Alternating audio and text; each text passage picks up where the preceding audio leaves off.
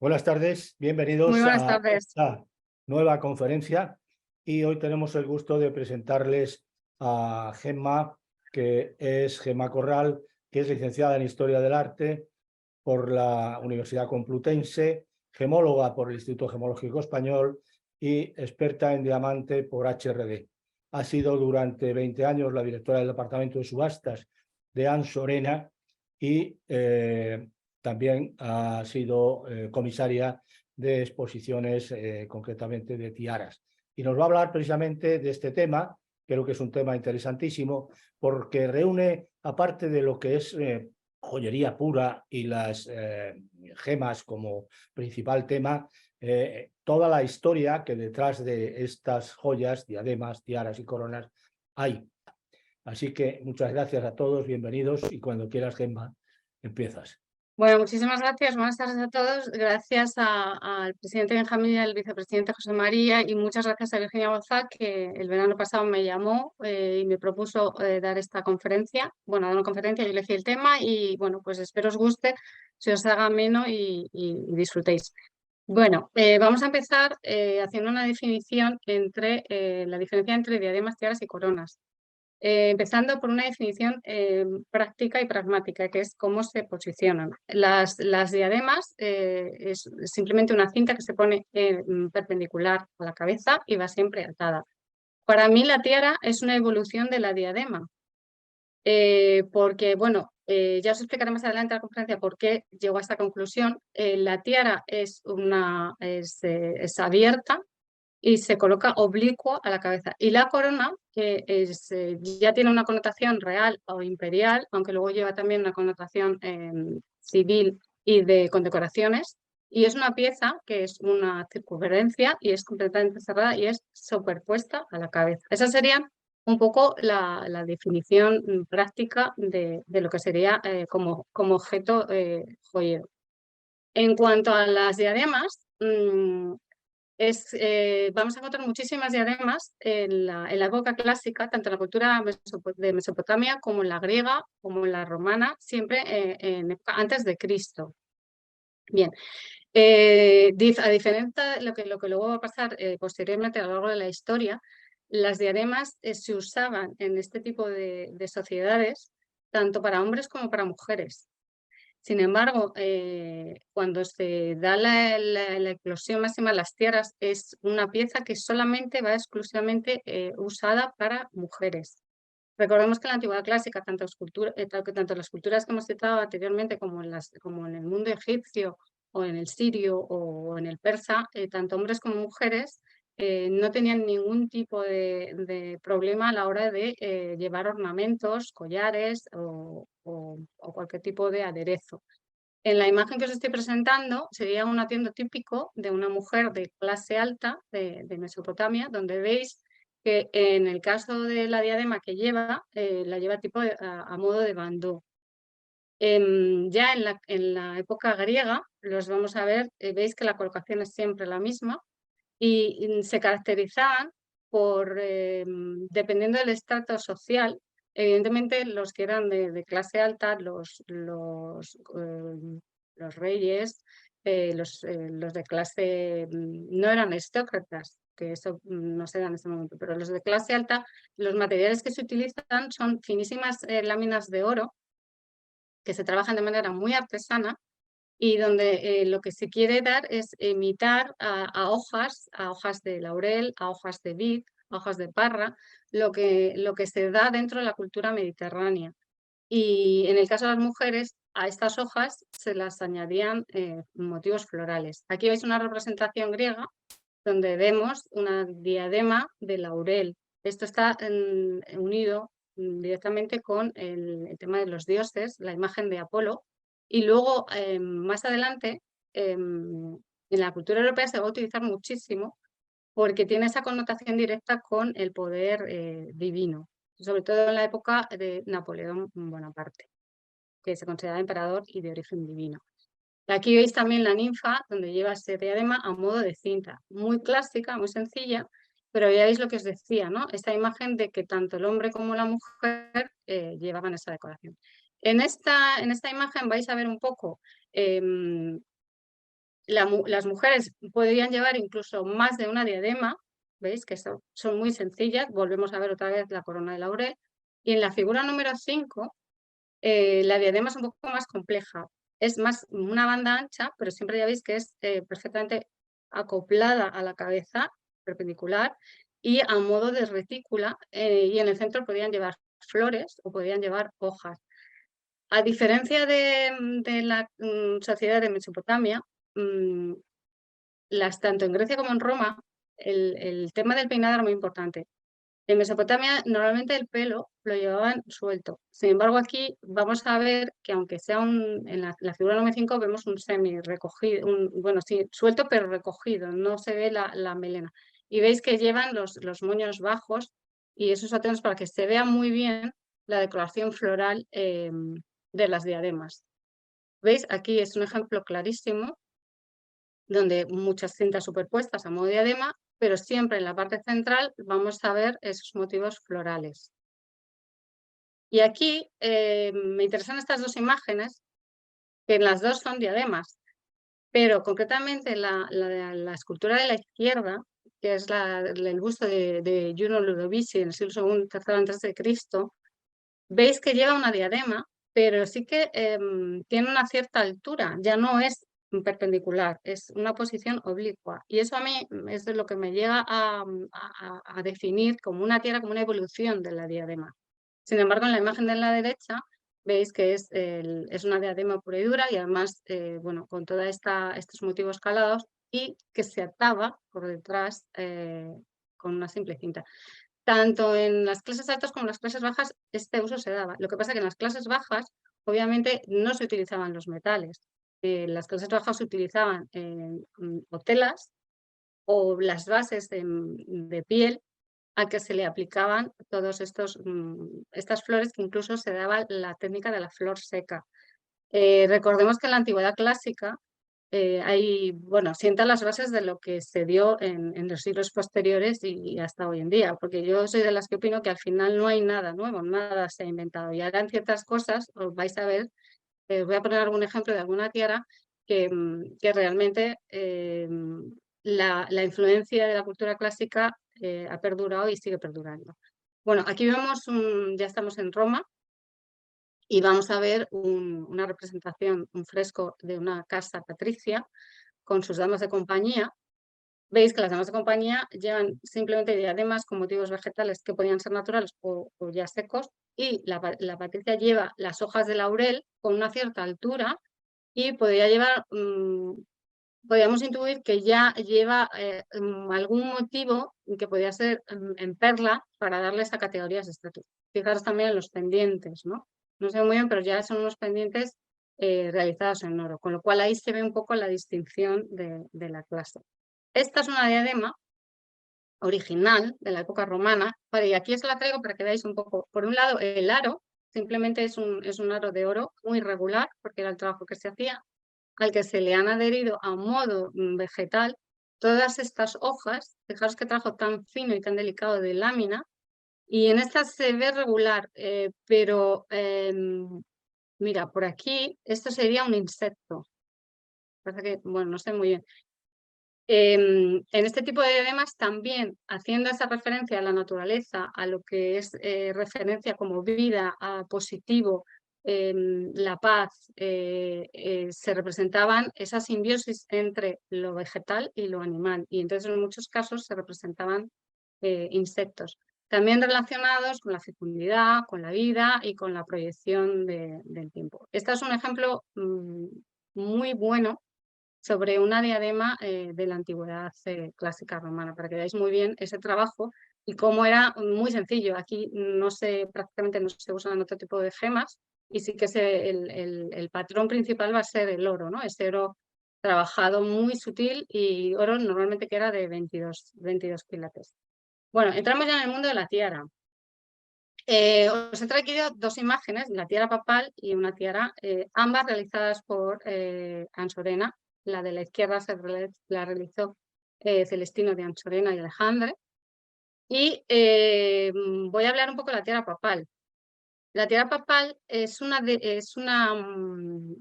lo que representa es la mitra, ¿no?, del Papa, pero tiene una reminiscencia sobre todo en las tierras de la época de Mesopotamia y Siria. En la imagen de la izquierda veis representado al dios, al rey de Babilonia, perdón, no al dios, al rey de Babilonia, que lleva esta tiara típica, que es esa forma larga, cilíndrica, troncada, que solía ser de cuero o tela, y luego lleva en el centro, o sea, en la parte más cerca de la cabeza, ese bandó o esa diadema con toda una serie de decoración vegetal y ornamental. En el panel de la derecha, en la escultura derecha, veremos una representación del rey de Siria, donde ya sigue apareciendo en la misma forma de tiara, de cono. Lo que pasa es que aquí, no sé si lo veis bien, pero es una forma, un cono más alargado al que se le han añadido cuernos. Los iraníes también usaban este tipo de... el cuerno era un símbolo parlante de la fortaleza, del dominio y del éxito en los enfrentamientos. Como veréis, en la de la derecha, que sería la tierra papal, esta tierra papal fue encargada por Isabel II a Celestino de Ansorena como regalo al Papa Pío IX. Es una tiara con esta forma larga, cilíndrica, un poco, bueno, achatada, pero tiene, os voy a pasar, bueno, podemos pasar a esta, que ya la veis mejor, porque esta es la que se hizo. La reina se lo regala como agradecimiento a su ayuda emocional y espiritual. Y fue una pieza que se tardó mucho en hacer. Como veréis, está formada, bueno, por las tiras que forman parte de la mitra, y tiene 3 coronas realizadas todas en oro amarillo, y todas estas coronas con las hojas de apio están intercaladas por vástagos rematados por diamantes. Todo lo que es la base o el festillo está decorado con centros de diamantes engastados en engaste e ilusión. Y toda esta proliferación de las 3 coronas va a rematar en la orbe con la cruz. Esta es una pieza espectacular de la orfebrería española de la época, que, bueno, no tiene nada que ver con lo que son las tiaras más conocidas, pero sí que es interesante verlo como pieza de orfebrería, y además de orfebrería española. Aquí en el dibujo se ve muy claramente que en la otra no se veía la orbe y la cruz, ¿no?, donde se representa efectivamente este poder terrenal de los papas, casi con esa cercanía a Dios. Bueno, cuando yo os hablaba justo al principio de la charla, os comentaba que para mí en la antigüedad clásica ha marcado un antes y un después, y que no hay mucha cosa inventada. Bueno, pues este es un ejemplo. En la imagen de la izquierda vais a ver una representación de una patricia romana muchísimo más elegante que la anterior. También es una pintura muy bien conservada, que si os fijáis, si lo viéramos analizando las pinturas de Madrazo, ¿no?, del 19, diríamos, oh, pues podía pasar por un homenaje, ¿no?, a una aristócrata de la época, pero en versión patricia romana. Pero fijaros qué novedoso. Y esta, sin embargo, es una pintura del III a.C. Bueno, si os fijáis en la diadema, lleva las hojas de laurel, y entre hoja y hoja lleva los frutos perfectamente representados con ese tono amarillo del oro. Fijaros además los pendientes. Me salgo un poco del tema, pero es que ese tipo de pendientes parece que se hizo en el 19 y ya viene de la época romana.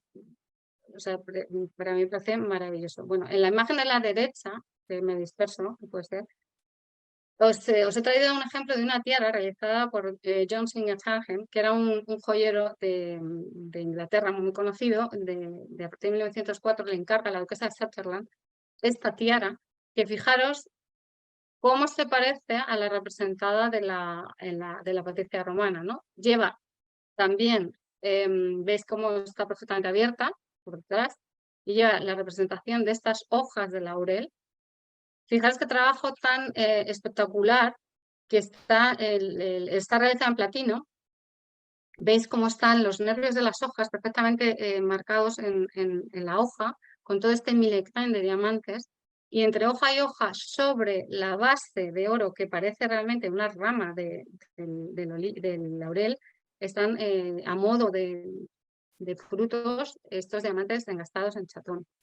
No sé muy bien, pero en la parte del final de los brazos aparece una hoja, de la representación de una hoja de castaño de Indias, que era muy típica, se lleva muchísimo esta representación en las tiaras. Las hojas de castaño de Indias, las hojas de laurel, las de las viñas, las de acanto o las hojas de apio, que ya veremos en más ejemplos. Este es otro ejemplo, pero fijaros que esta es todavía más barroca, porque hay muchísima más representación de hojas de laurel, es mucho más trabajada.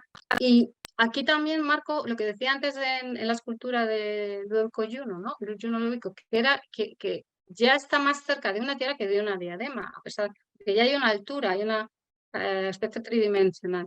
Y aquí lo veis en la que se realiza para Margarita de Saboya en los años 30. Es espectacular. Esta ya la hoja escalada, pero recuerda mucho a la anterior. Y también esto es muy interesante para saber un matiz dentro de las tiaras. Claro, la tiara está realizada o en oro, en platino o metal. Al final es metal y al final eso va sobre la cabeza. Entonces siempre, si os fijáis en la foto de la derecha, hay una especie de tela trenzada, que es lo que va a proteger y lo que también va a hacer un equilibrio con el cabello de la persona que lo lleve, para que lo que realmente se vea es todo solo la tiara y realmente solo las gemas. El trabajo es espectacular porque a pesar de haber un metal que es el platino, lo que vemos son diamantes. De nuevo el minigré y los diamantes en chatones, que se utiliza muchísimo en esta época porque además el engaste en chatón ópticamente hace que el diamante se vea más grande. Esto se da muchísimo a partir de finales de 1800, hacia 1890, pero sobre todo en 1900. Anteriormente se va a dar el engaste ilusión. Bueno, otro ejemplo que os pongo, este es un ejemplo muy interesante, porque si bien siempre asociamos la tiara a la realeza, a la aristocracia, a las clases altas, también hubo encargos en el siglo XVIII, mediados, de tiaras hechas en la bisutería de la época. Obviamente no eran realizadas con metales nobles, esta seguramente se realizó en plata. Veis el trabajo tan impresionante que lleva y aquí no hay diamantes, es strass. O sea, y sin embargo, fijaros qué trabajo más espectacular con esa ligereza, este calado. Y esto nos da información de que ya en el siglo XVIII había encargos de piezas menores de una sociedad que, bueno, en su actividad social, pues podía tener esa tendencia a pedir este tipo de encargos. O sea, que no solamente eran encargos para gente prominente, como luego pasa con la inclusión de la burguesía. O sea, que ya estamos hablando del siglo XVIII y es muy interesante esta tiara. Bueno, aquí vemos una tiara muy ligera, posiblemente inglesa, circa 1800. Esto es un ejemplo de lo que os decía antes. Bueno, aquí veis el cestillo, que es la parte de oro amarillo, que es donde va soportado los elementos principales de la tiara. Este cestillo es el que luego va vestido con normalmente terciopelo, lo que os comentaba antes. Por un lado, para que se funda el metal con el cabello y no pase desapercibido, y por otro lado, para que la persona que lo lleva no esté sufriendo. En este caso, siendo de esta época, lo que se usaba era el esqueleto en oro amarillo y las vistas de los elementos principales en plata. Y este es un ejemplo. Siempre vais a ver un poco que hay motivos centrales, siempre recordamos elementos vegetales más abstractos o más oníricos, con estos roleos y estas tintas que normalmente desde el 19 hasta ya finales, principios del 19 finales, sobre todo la gema por excelencia van a ser los diamantes, sobre todo en Inglaterra. Luego ya hay en otras zonas, en Italia se van a usar otro tipo de gemas o en Francia y en España también, pero también se juega un poco dependiendo de la persona que encargara la tiara. Obviamente, si era un encargo real, se buscaba la excelencia. Si era un encargo de una aristocracia, pues a lo mejor dependiendo de los gustos también de la moda, pues se jugaban con otras gemas. En Italia se jugaba mucho con la gema orgánica. Y ahora, bueno, os voy a enseñar. Por ejemplo, esta es una tiara realizada en oro, donde veis un trabajo muy, muy barroco. Esta es una tiara italiana, donde veis este juego de volúmenes, donde ya se busca la simbología de las gemas. Por un lado tenemos estos medallones centrales con las amatistas y rodeados de perlas. Perla, que es la fecundidad, que es la belleza, que es la pureza, y la amatista es la sanación. Bueno, se considera una piedra apta para, bueno, esto a lo mejor os parece un poco pueril, pero para dolores de espalda. Y bueno, esta es lleva una connotación siempre dentro de la, aparte de los gustos y aparte de que, bueno, se introduce el color, y eso es un poco un atrevimiento que se da, por ejemplo, en la cultura italiana. Volvemos a ver estos roleos, pero son roleos mucho más barrocos, mucho más complicados, y siempre vais a ver que vamos a tener, buscando esa simetría, el motivo central mucho más grande que los del brazo, y luego esa disminución. Bien, pasamos a dos grandes personajes históricos que fueron Napoleón Bonaparte y su esposa, la emperatriz Josefina. Ellos crearon, bueno, influenciaron muchísimo la sociedad de la época, pero a nivel tiaras marcaron un antes y un después, porque amantes de la antigüedad clásica y con esta idea de que, sobre todo, bueno, Napoleón era emperador y tenía origen divino, siempre hay un guiño hacia la mitología griega, la mitología romana. Y usando este tipo de simbología, van a hacer muchísimo, van a apreciar muchísima. Este caso es una diadema, mirad qué bonita es y qué delicada. Estos son camafeos de concha, no de ágata. Y veréis que la base siempre va a ser oro, con todo este trabajo en cordoncillo, buscando, vais a ver, mira, aquí por ejemplo hay desde piedras, pueden ser granates, con turquesas, gema orgánica, y representación de camafeos con representaciones pues, de las cuadrigas o los cutis en la viña. Luego, por ejemplo, en esta es una tiara espectacular. Os recordará seguramente algunas de las que tienen en Dinamarca, que son también amantes de este tipo de tiaras. La base en este caso es oro amarillo y vais a ver cómo se representan las palmetas, que también no es una representación muy clásica, y coronando en los centros estos camafeos de nuevo. Aquí tenemos escenas mitológicas y al lado a modo de busto o retrato, volviendo a ese tema de esa conexión o ese linaje real y divino. Veis que entre los camafeos aparecen palmetas mucho más estilizadas y todas orladas con perlas. El cestillo de esta tiara, que yo intuyo que por la foto es una tiara cerrada, pero no puedo saber mucho más. Bueno, pues estas perlas, fijaros qué aporte de luz, y volvemos otra vez a esa relación de la longevidad, la vida, la de las perlas, ¿no? La pureza, no me salía, perdón. Precursores y se adelantan mucho al tiempo. Fijaros qué diferencia con las anteriores que hemos visto inglesas. Esto es muy importante porque aquí no vemos para nada diamantes y lo que están usando es los camafeos de concha. O sea. Y esto es un ejemplo de lo que decía antes de Italia. Bien. Bueno, ya sabemos que el coral es la piedra orgánica por excelencia de lo que es de Nápoles a Sicilia, Trapani y toda esa zona que tiene un coral maravilloso del Mediterráneo. Esta es una tiara que ejemplifica muchísimo esta representación, este acercamiento al folclore, al Mediterráneo, representación de unas uvas con las hojas de vid. El trabajo es espectacular porque lo que se hace es como un horror vacui, pero se entiende perfectamente, hay un equilibrio.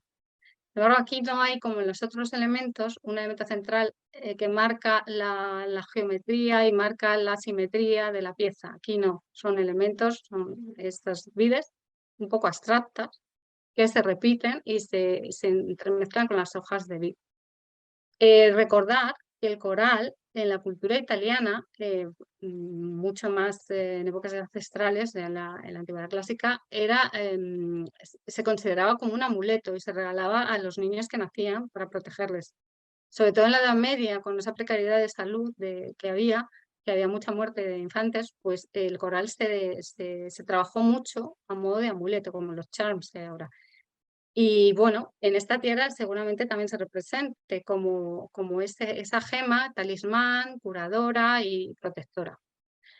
Bien, en Europa es muy importante en el siglo XIX la influencia de distintas culturas. Bueno, ya a partir de más de 1900 ya sabéis que empiezan a hacer todas las expediciones arqueológicas a Egipto, a otras culturas.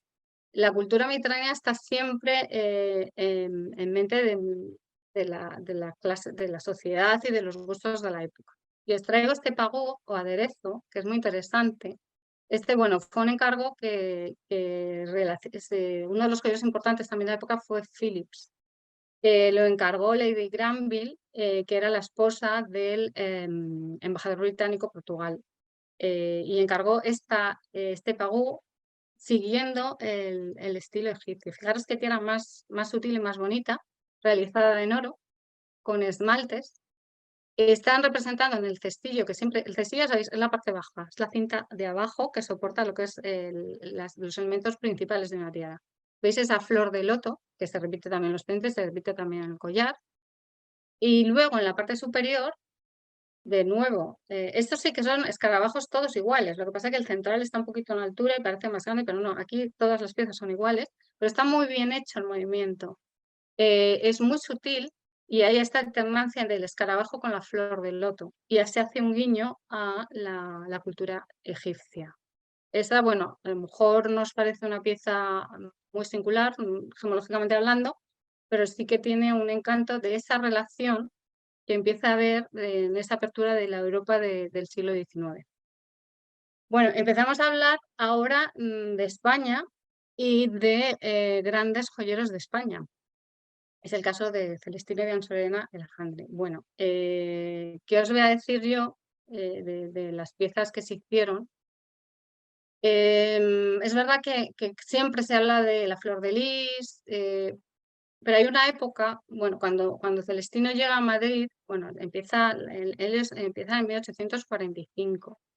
Estamos hablando de Madrid, donde la Puerta del Sol era un centro neurálgico de comercio, donde se establecían todo tipo de profesiones artesanales y había un bullicio y un intercambio comercial muy, muy grande y muy puntero, tanto en España como en Europa. Hasta tal punto estamos dentro del reinado de Isabel II, una reina que, bueno, empieza muy joven, pero era una mujer con mucho carácter y una gran consumidora de joyas. En ese momento, en mediados del siglo XIX, es cuando llegan también joyeros tan importantes como François Guy Melier, que es la tercera generación. Se viene de Francia porque llega al conocimiento de que la nueva reina de España, pues bueno, está haciendo muchísimos encargos y él decide venirse a Madrid junto con otros como Francisco Marzo o Pizarro, que era un gran orfebre italiano que luego, junto con Celestino de Ansorena, realiza alguna pieza en conjunto para la reina Isabel II. Bien. Estamos hablando de un Madrid donde el centro de la orfebrería de los grandes maestros se sitúa entre la calle Espocimina, carrera San Jerónimo, calle Zaragoza, perdón, algo que por desgracia ha desaparecido. Por un lado tenemos la Puerta del Sol como centro comercial importantísimo. Por otro lado tenemos todo el cogollo de los grandes orfebres que tenían tanto sus despachos, sus tiendas como sus talleres en la parte de detrás. Y el sitio es estratégico por un lado por lo que hemos dicho, pero también por otro lado porque yendo de Mayor hacia Palacio, por un lado estaban en contacto directo con la Casa Real, pero por otro lado, siguiendo la carrera de San Jerónimo, llegaban a la zona noble, que era la zona del Retiro, ¿no? Alfonso XI, Antonio Maura, toda esa zona donde se asentaba esta aristocracia madrileña, que eran también, fueron, siguiendo los gustos de la reina y buscando ese status quo y esa vanitas, se convirtieron en grandes clientes de estos grandes joyeros. Bien.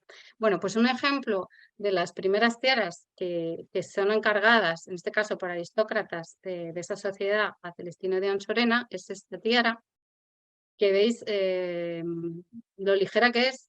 Hay un guiño en esta tiara, se ve en la representación hacia las tiaras medievales, heráldicas, porque es una tiara de marquesa, donde se representan las 3 hojas de apio, típicas de las coronas de marquesas. Veis el cestillo, en el cestillo están las 3 típicas de Anchorena en roleo, intercaladas por flores, rematadas por los diamantes talla Olmain, típicos de la época.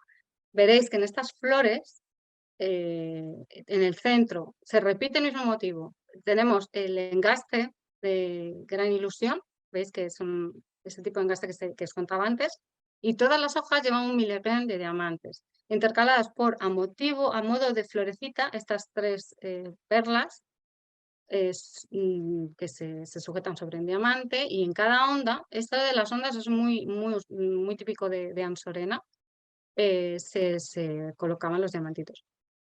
Como el centro de la tiara, la importancia de la tiara está en esa representación, ese elemento heráldico que son estas 3 hojas, busca perfectamente este equilibrio y esta armonía. Aunque no se ve muy bien, las 3 hojas son exactamente iguales. Pero luego en el brazo termina con esta forma muy sutil de estas ondas rematadas por diamantes. El trabajo es espectacular. Doña María Cristina de Borbón encargó, en este momento, repito, sigue este gusto por la vuelta a lo medieval, encargó una tiara de inspiración medieval muy parecida a esta, bueno, con muchas más flores, mucho más recargada. Bien, esta para mí es, con todos los respetos para los amantes de la flor de lis, para mí esta es la tiara por excelencia de Anchorena. Es una tiara, bueno, Celestino de Anchorena se muere en 1896, pero bueno, esta es una tiara que fue el artífice y para mí marca un antes y un después, y no solo eso, es que se adelanta a lo que va a ser después, fue un visionario. Se la denomina como la tiara de la transición, porque a partir de 1900 aparece el estilo Belle Époque, y esta es una tiara Belle Époque. Y sobre todo se adelanta a lo que vamos a ver más adelante, y es que son 2 tiaras en una, es decir, la búsqueda de la versatilidad de la joya. Bueno, en este caso fue un encargo, del conde de Villagonzalo como regalo para su esposa Esperanza Chavarri Aldecoa, que era una dama de la corte y de la reina Victoria Eugenia. O sea, que aquí ya vemos un ejemplo de lo que os decía antes, ¿no? Una clienta más de la aristocracia de esa época. Ya, obviamente, ya sigue ya en la siguiente generación de Anchorena, porque ya os he comentado antes que Celestino muere en el 96. Bueno, esta es la conocida como tiara de meandros. Veréis, en la parte superior, efectivamente, aparece el motivo de los meandros. El cestillo es una línea de milegrén de diamantes sobre la que se sustentan estas hojitas de laurel a modo de florecitas encargadas por florecitas y frutos, siempre con ese engaste en chatón.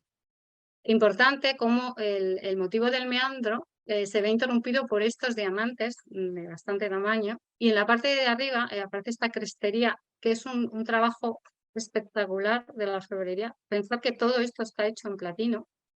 Y esto también es interesante porque el platino se empieza a usar a partir de 1900, con lo cual aquí también Celestino se adelanta a su tiempo e impone una manera que luego se va a usar durante mucho tiempo. Las tierras van a ser, la mayoría de ellas se van a realizar en platino.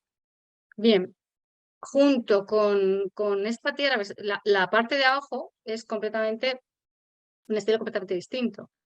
Es el llamado estilo de Luis XVI, que es este estilo elegante que recuerda mucho a los encajes. En esta época hay muchísima comercialización de encaje, está muy de moda y se busca eso, la transparencia, la elegancia, lo sutil, y aquí está perfectamente trabajado y representado en esta tiara. En el centro vemos una representación floral hacia arriba, muy estilizada, con esas hojitas, y luego en los lados, con este movimiento muy sutil, Pero claro, el tema de imitando el encaje le da esta ligereza a la pieza. De nuevo veis el chatón y este Millecran que acompaña siempre.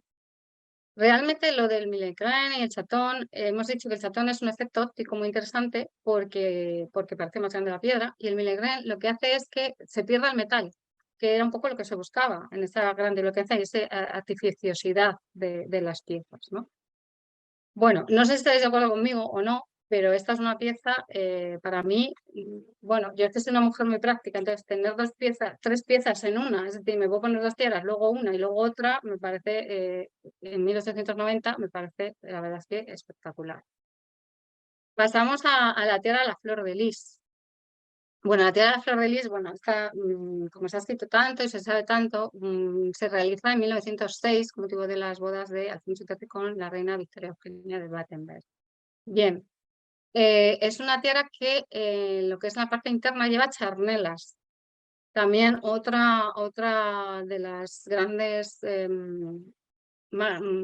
grandes hechuras de Ansorena. Las charnelas permitía que la tiara se llevara abierta o cerrada. Y esto es muy interesante también. Bueno, esta, la de 1916, es la buena, porque realmente luego en 1910 se amplía lo que es los atrás del brazo. Por supuesto, siendo un encargo de una boda real de Alfonso XIII de Borbón, lo que se representa es la flor de lis. Vemos aquí, son 3 flores de lis. De nuevo, la más grande es la parte central para crear esa armonía, ese equilibrio y esa simetría. A partir de ahí se establecen otras 2 flores de lis del mismo tamaño, pero marcando este degradé muy típico de Ansorena en todas sus tiaras. Vamos a ver cómo están en torno a las flores de lis los roleos, estas ondas con el Millecran, y muy interesante estas tiras completamente separadas de estos chatones en disminución que le dan una ligereza a la pieza. El cestillo, de nuevo, vais a ver ese Millecran, y efectivamente es una pieza muy alta porque evidentemente la reina Victoria Eugenia era una mujer con muchísimo porte, alta y muy esbelta. Entonces el encargo tenía que ser una pieza acorde con su majestuosidad. Veréis que, bueno, en la parte lateral no se ve en la foto, pero luego en la ampliación se repiten estos motivos de ondas, de roleos, de hojitas con este Millecran. Es una pieza que, bueno, yo que la he tenido en mis manos, bueno, aparte de ser impactante por la hechura que tiene, es una pieza pesada, al final, o sea, aunque es platino, pesa, y porque muchísimo. Y luego la calidad gemológica de los diamantes, entrándonos en los chatones, es espectacular. Y eso también es un trabajo que representa la imagen de unos joyeros de la Real Casa, es decir, el joyero que tiene detrás un equipo muy bueno de tanto el lapidario como el cincelador, como el dibujante, como el esmaltista, y esto es lo que hace la diferencia con otro tipo de joyas y que le da esa importancia a la joyería española de la época. Sin menospreciar o sea, lo que se está dando en este momento, tan a la altura de lo que se está produciendo en Inglaterra, aunque evidentemente aquí se hiciera a menor escala, ¿no? Pero no son piezas excepcionales.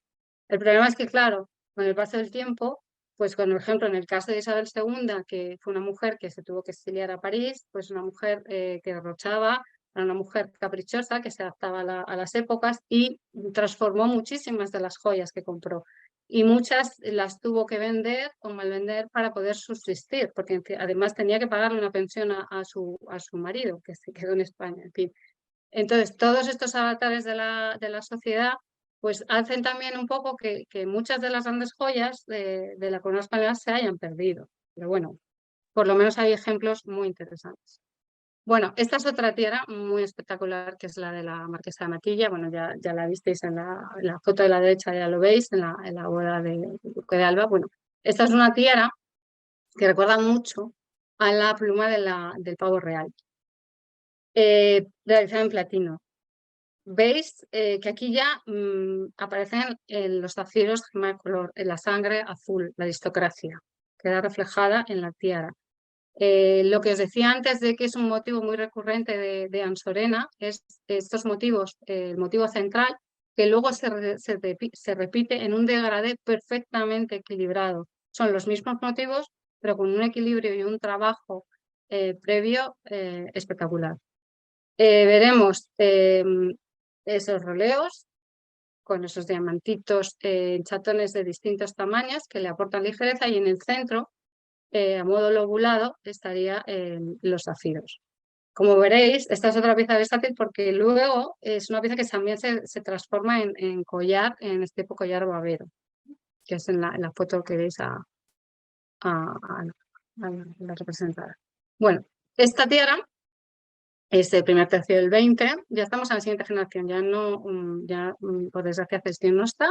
Estamos hablando de una tiara realizada en platino, y aquí ya se representan con las perlas naturales, y volvemos a tener representada en una orla estos cestillos donde se sobresalen estos motivos vegetales, y sobre ellos, por debajo de ellos, perdón, estos roleos de nuevo, y de nuevo esta disminución, intercalando estos motivos con los otros a modo de flor muy abstracta.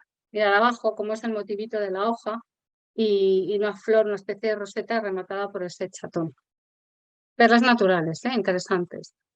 Bien, estamos en Inglaterra, 1906, Belle Époque. Bueno, pues este es un ejemplo muy claro de lo que yo os decía antes.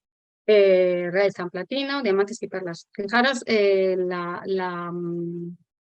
motivo central son las palmas. Esas palmas que van intercaladas, entrelazadas, con esos vástagos muy finos a modo de tallos, donde se rematan con diamantes en chatón. Pero fijaros que es casi como una obra de encaje, de pasamanería, que era lo que os contaba antes. Ligereza, pero fijaros que esta es una tiara que no es como la Ansorena, que el degradé es perfecto. Esta es más, o sea, es armónica, es preciosa, es ligera, es muy elegante y atemporal, pero no llegan a tener esa majestía. Y esta es una tiara doble, también inglesa, platino, años 20, pero fijaros aquí es como dos, como si se juntaran dos estilos. En la parte inferior, estos aros concéntricos que se entrelazan con los diamantes centrales, que recuerdan mucho a los aspectos geométricos, que luego se van a dar mucho en el Art Deco. Y en la parte superior, pues tenemos todas a modo de hojita, recuerda un poco al estilo Luis XVI, ¿no? Y luego en los brazos se ve, en la parte superior, hay de nuevo estos roles. Fijaros que el elemento vegetal es muy importante siempre. Bueno, esta es una tela también muy interesante. ¿Por qué? Porque representa, dentro de esa versatilidad de que siempre se ha hablado, no es una cosa novedosa de los 20. Os pongo una foto de la emperatriz Isabel de Austria, porque si os fijáis, el cabello está lleno de broches a modo de estrella. Bueno, con la llegada de María Antonieta y de Luis XVI se produce muchísimo en el barroco esta teatralidad y la moda de las pelucas. Y entonces se llevan a cabo muchos encargos de broches en forma de estrella, en forma de flores, para decorar el cabello. Bueno, pues la tiara de la izquierda representa un poco eso, ¿no? Esas estrellas que se desmontan y se podían usar para decoración del pelo. Bueno, la emperatriz Isabel de Austria ya lo hacía en su momento. Yo realmente creo que tienen muchísimo mérito, porque yo, la verdad, no sé si lo habéis probado, yo alguna vez me he puesto, me gusta poner un broche en el cabello, y la verdad es que es bastante desagradable, pero bueno, realmente la cayera, seguramente que en la época del barroco no había problema por el tema de las pelucas, ¿no?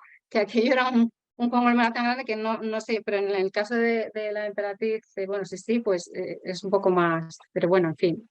Aquí veis, dentro de las estrellas, los relevos son mucho más trabajados, hay mucho más movimiento y sigue habiendo ese calado que es bastante interesante. El Millegren, que aparece siempre, y bueno, la base siempre es la misma. Lo que cambia, bueno, pues es un poco estos dibujos, estas reminiscencias al pasado o no. Otra de las piezas icónicas de Ansorena está pulsera de los años 40 que encargó la duquesa de Alba. Esta podía ser fácilmente una diadema, aunque se montara también en tiara, porque si la ponemos perpendicular como bando, pues no tenemos ningún problema. Bueno, pues veréis aquí también que es una pieza en platino, el centro del chatón con las hojitas enmarcada con un elemento geométrico, que esto ya es precursor de lo que luego se va a dar muchísimo. Es una evolución, perdón, de lo que se da en los años 30 en el Art Deco. Con estos eslabones que unen todos estos motivos, y veis también que se repite el mismo degradé, tanto en pulseras como en tiaras. Este es otro elemento, mira, esta es una tiara inglesa de 1790. Esto es interesante también porque, bueno, sigue un poco el modelo de Luis XVI, son todos lazos. Fijaros que la voy a ir pasando para que la veáis. Aquí la tenemos montada en tiara. Veis que el cestillo ya está protegido por esa tela. En este caso no es de terciopelo, pero bueno, para que os hagáis una idea. Qué ligereza, cómo se ven los diamantes. Este trabajo de esos lazos intercalados por esos movimientos, por esos elementos de flores, que luego se transforma en lo que veis, en un collar espectacular. Fijaros qué motivo más liviano, pero qué bonito, que es, obviamente no van a seguir con todo el entramado del lazo por detrás, porque no se va a ver, pero fijaros qué bonito es el detalle, ¿no? De esos vástagos finos y sutiles con los diamantes, entre los diamantes, para darle ese protagonismo. Esta es una pieza que es muy, muy interesante. Otra, esta es espectacular. Bueno, esta fue un encargo que se hizo en los 30. Aquí estamos en la geometría pura de la época del Art Deco, encargada por la vizcondesa Churchill al gran joyero Hendel, que era otro joyero inglés. Veis que esta es una tiara que se transforma en collar, que se transforma en 2 pulseras, en 2 clips y en el broche. O sea, aquí hay una evolución en el uso de la tiara, porque hay una evolución en la sociedad. ¿Por qué? Hasta los años 40 más o menos, ya sobre todo cuando llega la Segunda Guerra Mundial, la sociedad europea, claro, ya no tiene esa actividad social como se da en la época de eduardina hasta los años 20-30, donde sobre todo en la época eduardina y con la reina María, ahí se da muchísimo, en Inglaterra se dan muchísimos los bailes de disfraces, de máscara, siguiendo un poco la reminiscencia de la antigüedad clásica, las bacanales, pues el bacanal, o lo que se da después en la época de Luis XVI. Y entonces hay muchísima actividad social, tanto en bailes, en recepciones reales, como en las óperas, y entonces hay muchísimos encargos de tiaras, porque tanto la aristocracia como la alta burguesía empiezan a tener bueno, en esta actividad social hay muchísimos encargos. Hasta tal punto hubo muchísimos encargos que había veces que por el miedo de que los trabajos no fueran al gusto de los clientes, un joyero inglés hizo maquetas en papel, en cartón, con el dibujo de la tiara encargada, para que así no hubiera horas de trabajo tiradas, porque si luego se la materializaban y no le gustaba al cliente, pues había que hacerlo. Entonces se inventan este joyero, se inventa estas maquetas para así salvaguardar su trabajo. Pero lo que pasa es que eran tan bonitas que se acompañaban a las invitaciones del Palacio de Buckingham, y muchas veces no se entendía que ese era al final el proyecto del cliente que había pedido. Pero bueno, en un principio se hizo para eso, en muchos casos se levantó el problema, pero en otros al final se convirtió en un acompañamiento más de las invitaciones. Bueno, pues volviendo a este tema de los bailes, claro, al final, con la llegada ya en los años 40, ya no hay todas estas actividades, esta eclosión de llevar las tiaras, y todo lo que se busca es, bueno, todavía hay tiaras, pero lo que se busca es esa joya versátil, que bueno, yo me la puedo poner montada como tiara, pero luego si tengo otro tipo de eventos, pues me la pongo. Pues este es un ejemplo muy interesante, que se da sobre todo a partir de los años 30 y se da muchísimo ya en los 40. Siempre que tener en cuenta que los aspectos históricos afectan, no solo en el tema de los jueces, sino en todo, ¿no? Pero en joyería también. Bueno, y aquí os traigo un ejemplo de 3 tiaras espectaculares que para mí son como obras maestras de la joyería. Por un lado, bueno, tenemos en la imagen de la izquierda, es una tiara típica de George Fouquet, donde se ve una representación muy onírica, casi de bestiario, de una representación de un reptil fantasmagórico, donde, bueno, veis que no es una tiara al uso. Veis que está realizada en oro con el esmalte fino a fuego y lleva en lo que es el cuerpo las aguamarinas y en la boca esa agua marina tan espectacular. En la parte de la derecha, esta es una tiara escocesa realizada por un gran joyero Aberdeen, AJ Aberdeen, que se realiza en los años 20. Es muy interesante, bueno, porque esto nos habla del Art Nouveau. El Art Nouveau no es una época que dure mucho, pero tuvo una serie de piezas con tanta personalidad enlazadas, siguiendo esa reminiscencia de la época medieval, unida a esa revolución industrial, ¿no? Donde la utilización de los esmaltes, la utilización de las gemas orgánicas como la perla, como es este caso, los motivos calados, esos motivos geométricos, y sobre todo, como ejemplo geométrico, la tiara de Melerio de 1929, la de Aguamarinas. Y aquí veis un ejemplo del Art Deco más icónico, que es una tiara donde se representa el aspecto geométrico más purista, todo es muy lineal. Obviamente, el protagonista de esta tiara son las aguamarinas. Marcando esa linealidad, están en talla esmeralda, que es lo más lineal que hay, y luego acompaña siempre el diamante, porque obviamente el diamante al final es luz, es la reina de las gemas. Pero fijaos qué piezas tan en poco tiempo, cómo cambian los gustos y son como casi obras de arte, ¿no? A mí esas me encantan. Bueno, y ya pasamos al mundo de las coronas. Bueno, os he traído aquí, bueno, la corona ya hemos especificado al principio cómo es el uso y qué le diferencia del resto. Bueno, tenéis en la imagen de izquierda la de Carlomagno, que supuestamente, bueno, pues se destruyó. La del centro es la del Sacro Imperio Romano y la última es la de una representación de una tierra de alto medievo de Lombardía. Bueno, como veréis, bueno, la del Sacro Imperio Romano es la que más se puede parecer a las coronas reales que luego se van a dar, o las que conocemos ahora, dentro de las monarquías reales que las usan, porque en España no existe como tal. Bueno, esta es una corona, bueno, veis que todas son cerradas, pero esta tiene a modo de paneles, siempre sobre oro, rematada con la cruz y con gemas, piedras duras, amatistas, cuarzos, que era lo típico que se usaba en la época, y perlas.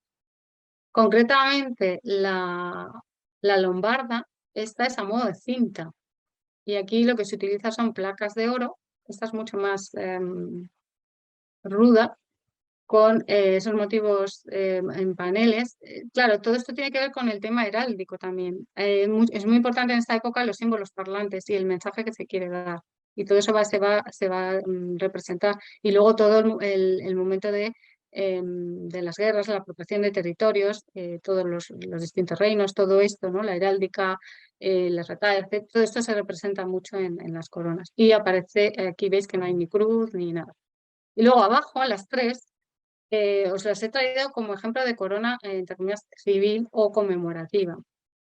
La triunfal del laurel, la cívica o posicional, que eran condecoraciones a generales, a ciudadanos ejemplares, y estas evidentemente no están hechas con materiales nobles, están realizados con otros metales y se adornan con flores, o sea que sigue siendo corona porque es cerrada, pero veis la diferencia entre unas y otras. La corona imperial, bueno, aquí os he traído la corona imperial. Os he traído la corona porque de aquí es de donde vamos a ver la evolución a la corona real. Veis que lleva el cestillo y lleva en este caso lleva los 8 florones, de donde luego van a salir las diademas. Bueno, esta recuerda mucho, como es cerrada, a diferencia de la real que es abierta, recuerda mucho a las mitras, ¿no? A lo que decíamos antes de la tierra papal. Y entonces veréis que salen las diademas y donde se asienta la cruz y en el cuerpo interior se colocaba una tela de terciopelo. Mirad, esta es una corona real española. La que os he puesto aquí en la imagen es la que realiza Francisco Marcho para la Cristina, esposa de Alfonso XII. Veis lo que hablábamos antes, el cestillo, en este caso lleva las flores de apio y tiene todo lo que son, veis aquí las cintas de las diademas, lleva perlas y sobre estas cintas o diademas se apoya en la orbe y la cruz. En el cestillo aquí, bueno, pues se representan gemas, pueden ser esmeraldas, pueden ser rubíes, y esto se va a ir repitiendo y en el centro de nuevo el terciopelo. Lo mismo va a pasar con las inglesas, o sea, puede cambiar las cruces o no, todos los símbolos, bueno, ya en las inglesas obviamente tenemos ahí el apogeo de las grandes gemas que solo los ingleses pueden tener, ¿no? Pero bueno. Y os traigo este ejemplo de corona tumular. Bueno, esto tiene que ver con el aspecto histórico de España. Cuando ya se instaura la monarquía liberal, ya a partir de los reyes, los últimos en usar la corona real en España fueron los reyes católicos. A partir de ahí entra en desuso la corona real. Entonces, esta corona se hace, bueno, con motivo del fallecimiento de Isabel de Farnesio. En el año 1748 se le encarga al platero de la Real Casa, que era Fernando Velasco. Se llama tumular porque, siendo la España una monarquía liberal tras la muerte de Fernando VII, era como símbolo parlante de la apertura de las Cortes, de la Constitución de las Cortes. Entonces, ¿qué es lo que esta corona está realizada en plata? Posee el cestillo con las armas de los reinos, con el reino de Castilla, de León, de Granada, de Parma y de Tirol, y las flores de lis propias de los Borbones. Volvemos a ver las diademas en donde se asienta la orbe y la cruz. La tiara, perdón, la corona en metal plateado, en plata dorada, es un estilo muy neoclásico. Medía, bueno, tiene 39 centímetros, 18 de 40 de diámetro máximo. Y esta es la que se utilizó para la coronación de Juan Carlos I o de Felipe VI. Pero, ¿veis? Es una connotación distinta a lo que sería, por ejemplo, en la actual coronación de Carlos III, ¿no? Porque son monarquías distintas. Y termino mi charla con esta tiara, que bueno, salió a público subasta, muchos a lo mejor lo habéis visto. Es una tiara de Chica 1860 con ese aspecto terrain blanc, realizada en oro amarillo. ¿Veis? El cestillo está formado por esas tres en roleo. Es muy sutil el trabajo. Es una pieza que en el centro lleva este medallón con esos diamantes talla all mine. De nuevo aparecen esas tres vertidas en roleos y con estas perlas todas naturales. Las centrales en plan en botón, toda la parte central, la franja central, y en los laterales, con ese aspecto onírico, aparecen estas representaciones de pavos reales, pero con un aspecto muy onírico, nada figurativo, donde sobresalen estos vástagos a modo de hilo, de train blanc, muy ligeros, y están enmarcados por diamantes talla all mine en disminución. La parte central siempre tiene ese protagonismo y se repite este motivo train blanc con estas perlas, perillas barrocas, todas naturales. La pieza es una pieza espectacular en cuanto a hechura, en cuanto a movimiento, a ligereza y elegancia, a temporalidad. Y bueno, es una pieza que me cautivó y me enamoró. Aquí veis una foto de la calidad de las piedras. La calidad de los diamantes no era la mejor, pero sí que es verdad que en conjunto, bueno, pues es una pieza que para para una primera pieza no está mal. Bueno, pues una pieza que me encanta. Y bueno, pues hasta aquí mi exposición sobre el diademas, tiaras y coronas. Espero os haya gustado. Y bueno, no sé si tenéis alguna pregunta. Gracias. Buenas noches allá en España. Yo estoy acá en México. Muchas gracias por la ponencia, profesora. Y tenía una pregunta, no sé si hablaba usted del simbolismo antes. Obviamente no da tiempo aquí de hablar del simbolismo de las gemas, una por una, ni mucho menos, pero el oro en sí, en las coronas, ¿tendrá algún simbolismo particular que se relacione tal vez con el sol, con la divinidad o algo así que usted sepa? Sí, efectivamente por el tono dorado el sol, la divinidad, la perdurabilidad en el tiempo, porque al final es un metal noble, con lo cual sí se puede dar ese simbolismo y esa connotación.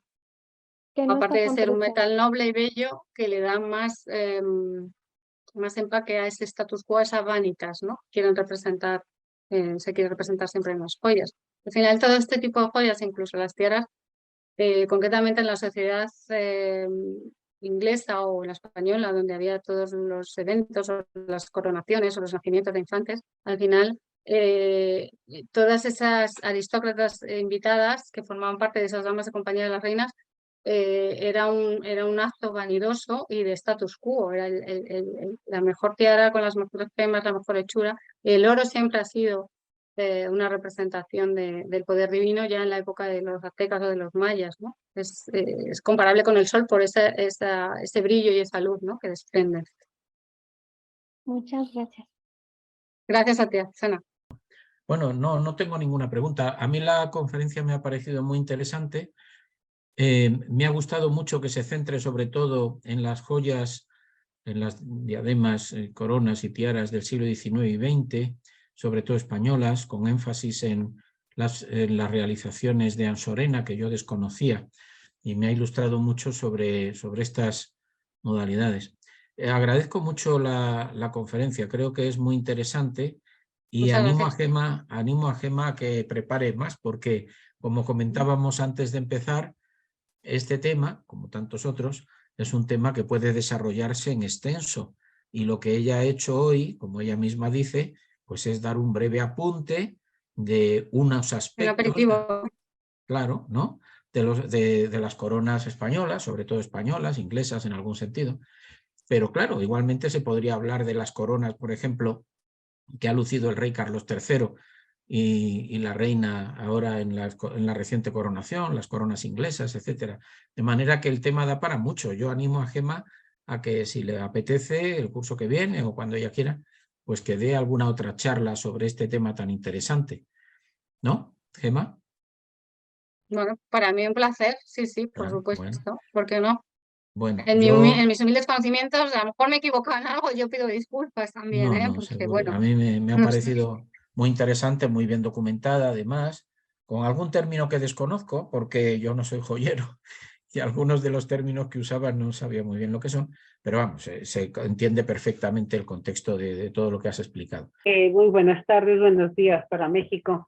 Mira, me llamó la atención quisiera saber la simbología de la hoja de apio. Nunca la había escuchado y quisiera ver el valor iconográfico de esta hoja. Quizás no lo escuché cuando tú lo explicaste. Bueno, la hoja de apio era una hoja que se representaba para la representación de la heráldica de las por desgracia, o sea, me documentaré mucho más a fondo sobre este tema, pero sí que las coronas de marquesas están representadas con hojas de apio. Buscaré más información, porque eso humildemente no lo desconozco, lo siento. Sí, no, al contrario. También me va a hacer investigar a mí porque me llamó mucho la atención. Yo cuando la veía, pues veía, o sea, la he visto en diferentes motivos, en diferentes espacios igualmente arquitectónicos, pero no sabía yo su valor iconográfico. Entonces, pues igualmente te agradezco porque nos motivas a investigar. Muy buena tu conferencia. Muchísimas gracias. Muchas gracias Leticia, muy amable. Bueno, pues entonces, si os parece, vamos a despedir esta interesante conferencia, agradeciendo mucho a Gemma que se haya brindado a darla, invitándola, como ya hemos dicho, a que profundice en el tema o bien prepare algún otro tema que ella quiera desarrollar en el curso próximo, que empezará en octubre. Y quiero decir a todos que estamos ya casi al final de este ciclo de conferencias correspondiente al curso actual. La única que queda, si no estoy equivocado, es el 6 de junio, a cargo de Ruy Galopín de Carballo, que va a hablar sobre el interesante tema de los corales preciosos. Entonces yo invito a todos a que vengan, ya saben todos, seguramente, los asistentes, que Ruy Galopín, que es una personalidad conocida en el mundo, así que si no hay más intervenciones, agradezco muchísimo a Gemma su conferencia y a todos los demás vuestra asistencia, y nos emplazamos para vernos de nuevo el día 6 de junio. Muchísimas gracias a todos y buenas tardes. Muchísimas gracias a vosotros. Buenas tardes. Gracias a todos.